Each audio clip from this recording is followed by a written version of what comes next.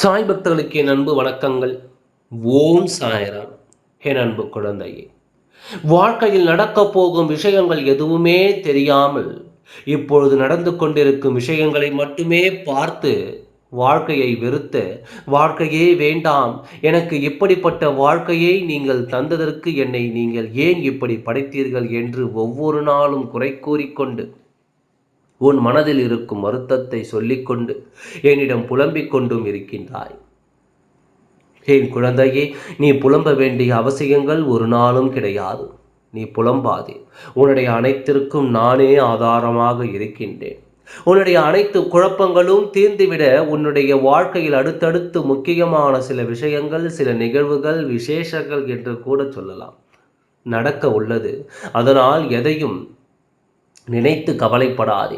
மிகப்பெரிய விசேஷம் உன் வீடு முழுவதும் கோலாகலமாக, சூப்பராக, நலமாக, அனைத்து காரியங்களும் நல்ல சுப காரியங்களாக நடக்க உள்ளது. உன்னுடைய அனைத்து பாடங்களும் நிச்சயமாகவே இறக்கி வைத்து விடுவேன். இதுவரை அனைத்துமே உனக்கு எதிராக நடந்தது.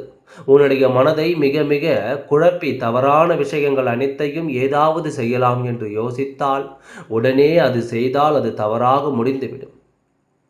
பார்ப்பவர்கள் எல்லாம் உனக்குத்தான்.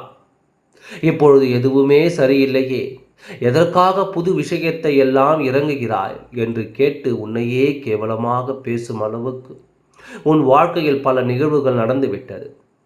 பல நிகழ்வுகள் நடத்தினால் தான் யார் எப்படி என்பதெல்லாம் உனக்கு புரிய வரும்.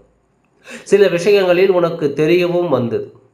கவலைகள் என்பது இருக்க வேண்டாம், சந்தோஷம் என்பதுதான் இருக்க வேண்டும். கவலைகளை சுமந்தோம் என்றால் வாழ்க்கையில் ஒரு நாள் கூட நிம்மதியாக வாழ முடியாது. எது நடந்தாலும் நடக்கட்டும் என்று அமைதியாக இருந்து நிச்சயமாகவே அந்த நாள் உனக்கு ஈஸியாக வந்துவிடும். புரிகிறதா? எல்லாமே சுலபமாக உனக்கு கிடைக்கும் நீ அமைதியாக இருக்கும் பட்சத்தில். அதுவே நீ யோசித்து யோசித்து குழப்பிக்கொண்டே இருக்கும் பொழுது எல்லாமே உனக்கு மிக மிக பயமாக இருக்கும், பதட்டமாக இருக்கும். செய்யும் காரியங்கள் அனைத்திலும் மிக மிக குழப்பங்கள் மட்டுமே தரும். நீ என்னுடைய குழந்தை. உன்னுடைய வாழ்க்கையில் நீ எந்த அளவு முயற்சி செய்கிறாயோ, எந்த அளவு நீ ஜெயிக்க வேண்டும் என்பதற்காக போராடுகிறாய் என்பது அனைத்தும் எனக்கு நன்றாகவே தெரியும். உன்னை போராட வைப்பதும் நான் தான். என்னுடைய வாழ்க்கையில் உன்னை ஜெயிக்க வைக்க போவதும் நான் தான். என்னை மீறி இங்கு ஒன்றும் அசையாது. புரிகிறதா? உன் வாழ்க்கையில் நல்ல நிலைமைக்கு வருவதற்கு இன்னும் காலம் தூரமாக இல்லை. சீக்கிரமாகவே உன்னுடைய காலம் வந்துவிடும். அதுவரை பொறுமையாக இரு. அனைத்தும் உனக்கு நல்லதாகவே நடக்கும். ஓம் சாய்ராம். நன்றி. வணக்கம்.